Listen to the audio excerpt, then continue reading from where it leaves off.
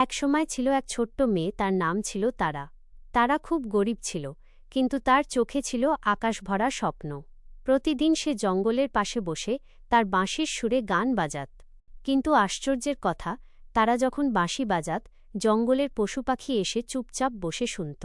হরিণ থেমে যেত, পাখি উড়ে এসে ডালে বসত, এমনকি বাতাসও যেন থেমে যেত। একদিন রাজ্যের রাজা হারিয়ে ফেলল তার প্রিয় হীরার মুকুট।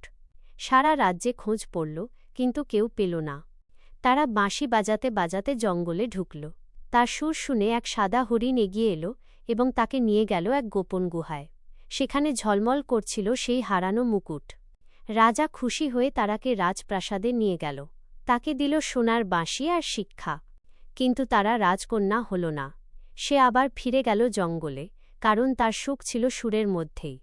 সবাই বুঝল যে নিজের স্বপ্নকে ভালোবাসে সে রাজমুকুটের চেয়েও ধনী।